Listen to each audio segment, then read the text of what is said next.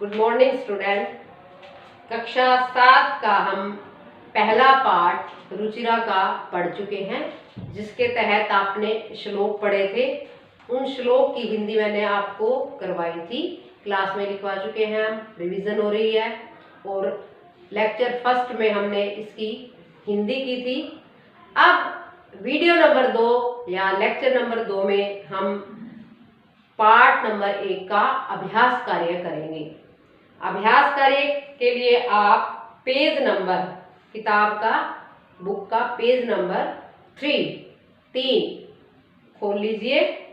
जो हमारे अभ्यास का पहला भाग है, पहले भाग में लिखा हुआ है सर्वान श्लोकान, सर्वान सभी श्लोकों का, यानी कि आपके फर्स्ट लेसन के जितने भी श्लोक हैं पहले पाठ के, सस्वर स्वर सहित, मतलब मिलकर गायता है, गाइए, यानी कि जैसे श्लोक मिलकर बोलते हैं उसी तरह पहले पाठ के जितने भी श्लोक हैं उनको मिलकर बोलिए। दूसरे जो पार्ट में आपसे पूछा गया है, या जो आपका इस अभ्यास कार्य का दूसरा भाग है, उसमें लिखा है यथा योग्यम श्लोकांश, यानी कि श्लोकों के अंश मतलब जैसे श्लोक है आपका, श्लोक की पहली लाइन है, जस्ट उसके साथ दूसरी लाइन या उसी से आगे वाला जो आपका चाहे वर्ड है चाहे आपकी लाइन है, वो कौन सी आएगी, योज्यत, उनको योजित कीजिए, उनको मिलाइए, एक पूरा श्लोक बनाइए। तो हम इन्होंने कै और ख पार्ट में बांट रखे हैं। कै में सबसे पहले क्या लिखा हुआ है, धन धान्य प्रयोगेषु, यानी कि जिस श्लोक में भी आपका धन धान्य प्रयोगेषु वर्ड है, उसके साथ कौन सी लाइन जुड़ी हुई है वो आपको ख में से छाट कर उसके साथ मैच करनी है। तो कौन सी लाइन जुड़ेगी, इसके साथ जुड़ेगी विद्यायाः संग्रहेषु च, धन धान्य प्रयोगेषु च के साथ क्या जुड़ेगा, विद्यायाः संग्रहेषु च। दूसरा है विस्मयो नहि कर्तव्यो, विस्मयो नहि कर्तव्यो, इसके साथ कौन सा ख वाला कौन सी लाइन जुड़ेगी, बहुरत्ना वसुंधरा। तीसरा है सत्येन धार्यते पृथ्वी, इसके साथ आपका कौन सा मैच होगी, कौन सी लाइन मैच होगी, सत्येन तपते रवि।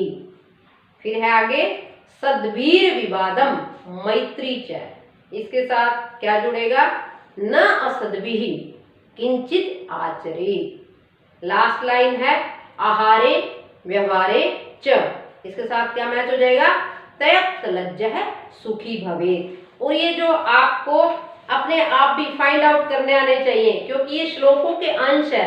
आप श्लोक पढ़ेंगे और आपको अपने आप ये लाइनें मिल जाएंगी। उसके बाद हमारा जो थर्ड पार्ट आता है, थर्ड पार्ट में क्या पूछा है कि प्रश्नानि या प्रश्नों के एक पदेन उत्तर, एक पदेन का अर्थ होता है एक पद में उत्तर दीजिए, one word, only one word question answer है ये, कि एक पद में ही प्रश्नों का उत्तर देना है।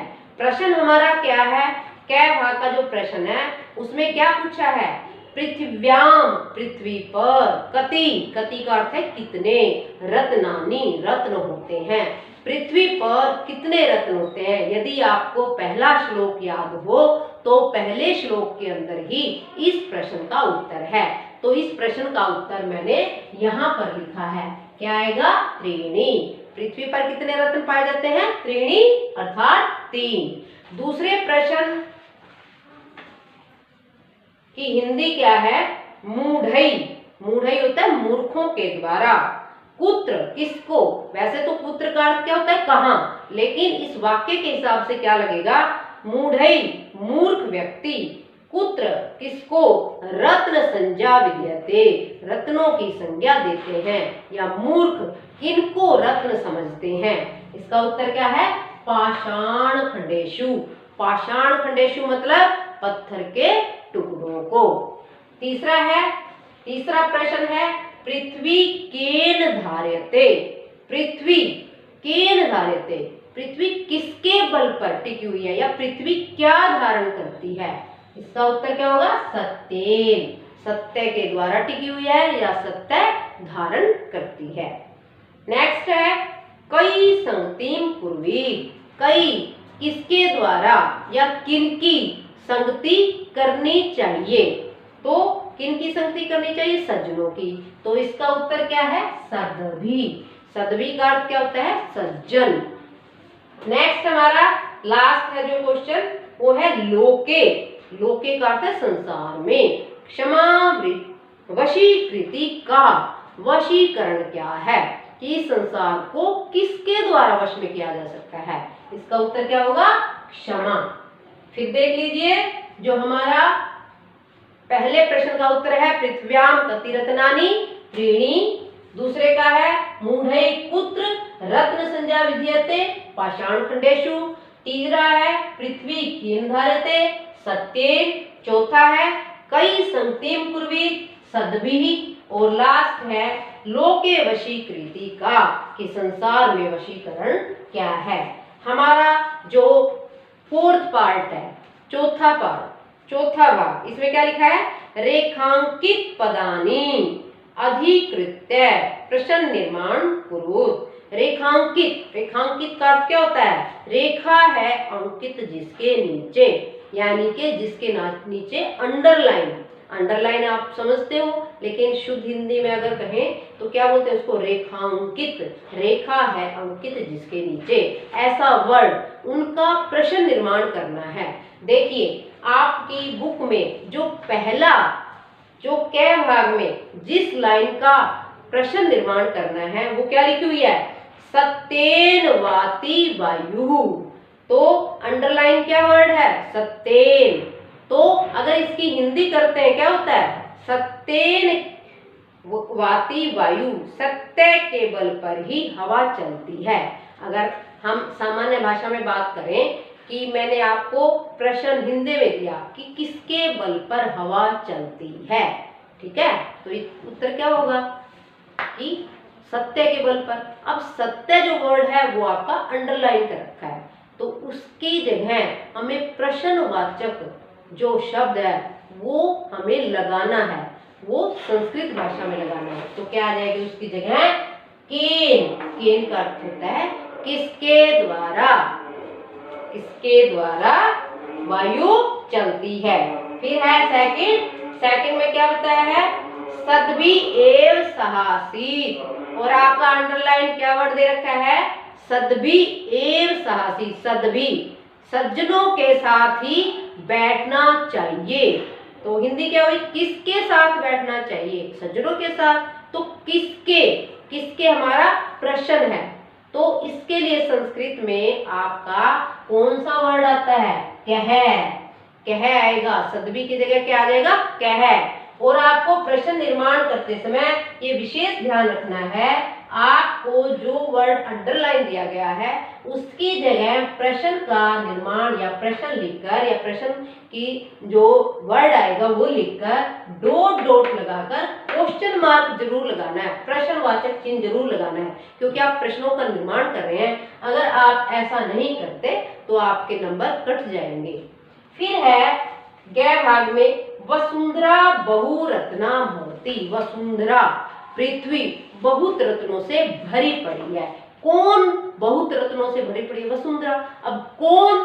क्योंकि वसुंधरा पृथ्वी क्या है? स्त्रीलिंग है। तो स्त्रीलिंग में जो प्रश्न निर्माण के लिए वर्ड आते हैं उसका रूप अलग से चलता है, तो उसकी जगह क्या आ जाएगा? का। नेक्स्ट है विद्याया संग्रहेषु तयत्लज्जः सुखी भवेत्। कि विद्या के संग्रह में या विद्या को एकत्रित करने में जो संकोच छोड़ देता है वो सुखी रहता है। तो किसके ग्रहण करने में या किसको अपनाने में संकोच छोड़ देता है? तो ये भी क्या है? विद्या क्या है? हमारी स्त्रीलिंग है और विद्यायाः बहुवचन है, इसलिए यहाँ पर क्या आ जाएगा? तस्याः। ठीक है।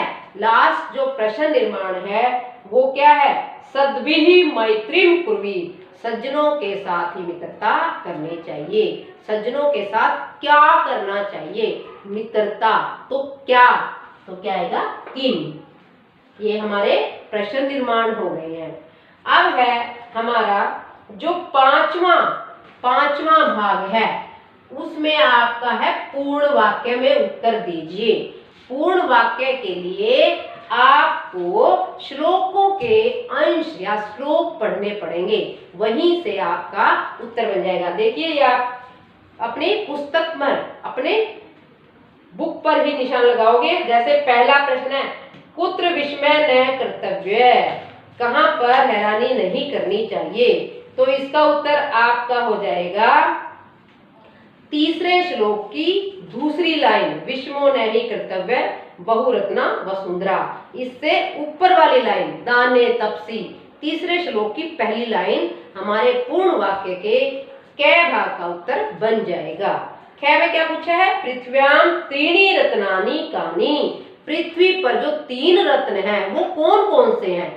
वन वर्ड में पूछा था कि कितने रत्न हैं, यहाँ पर पूछा है कौन कौन से हैं। तो पहला श्लोक, पहले श्लोक की पहली लाइन इसका उत्तर बनेगा।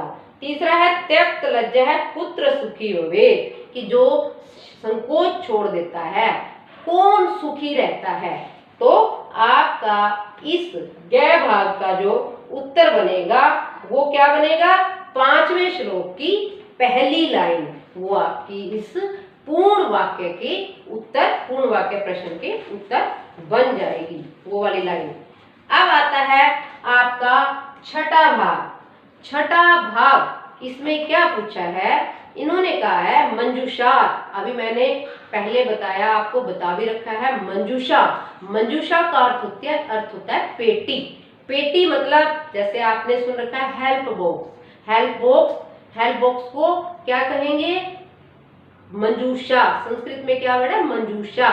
क्या कह रहे हैं ये, मंजूषा, मंजूषा में से, यानी कि हेल्प बॉक्स में से, पदानी चित्वा, पदों को चुनकर, जो आपके विकल्प दे रखे हैं, यानी कि आपके जो ऑप्शन दे रखे हैं उनको चुनकर, रिक्त लिंगानुसार, लिंग के अनुसार, यानी कि स्त्रीलिंग है ये वर्ड या पुल्लिंग है या नपुंसक लिंग है, लिखिए।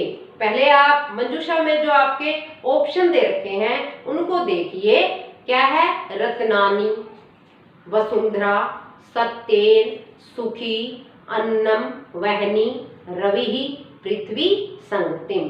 अब इन्होंने आगे कॉलम बांट रखे हैं, पुल्लिंग आपके ब्लू इंक में है ना, पुल्लिंगम, स्त्रीलिंगम, नपुंसकलिंगम, ठीक है। पुल्लिंग में जो वर्ड आएंगे इसमें से चुनकर लिखने हमें, उस हेल्प बॉक्स में से, मंजूषा में से। पुल्लिंग में हमारे वर्ड आएंगे रवि, वहनी, सुखी, और स्त्रीलिंग में क्या आएगा, पृथ्वी, वसुंधरा, संगतिम। इसी तरह नपुंसक लिंग में क्या देगा, रत्नानि, अन्नम, सत्येन। ध्यान से देखो, आपको इसी तरह फिल करने और ऐसे ही लर्न करने हैं। अब हमारा इस लेसन का, इस पार्ट का जो अंतिम पार्ट है, अंतिम भाग है, यानी कि 7वां भाग है, वो आपको मैं अभी बताती हूँ। पहले क्या पूछा है उसमें हम ये पढ़ लेते हैं। इसमें पूछा है अधोलिखित पदेषु, अधो, अधो का अर्थ होता है नीचे, लिखित, लिखे हुए, पदेषु, पदों में से, धात्व, धातु के संति, कौन कौन सी हैं, यानी कि धातु होती है वर्ब, क्रिया। तो आपको क्रिया के वर्ड दे दिए, क्योंकि संस्कृत में आपको पता है प्यारे विद्यार्थियों कि हमारे जो रूप हैं धातु के या शब्द के वो बदलते रहते हैं। तो आपको किसी धातु का कोई वर्ड उठा के दे दिया है और आपसे धातु पूछी गई है कि जो ये वर्ड है, ये जो पद है, ये कौन सी धातु से लिया गया है। तो देखिए यहाँ पर अभी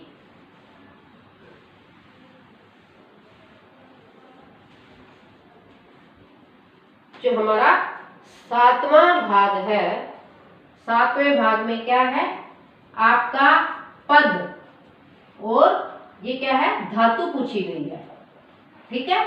पद है आपका करोति, करोति, इसमें धातु क्या होगी आपकी क्री, ठीक है। इसी तरह पश्य, पश्य का अर्थ होता है देखना, और इसकी मूल धातु क्या है, दृश्य, ठीक है। तीसरा है भवेत, भवेत, भवेत की धातु है भू, भवेत का अर्थ होता है होना, और भू इसकी मूल धातु है। और लास्ट है हमारा तिष्ठति।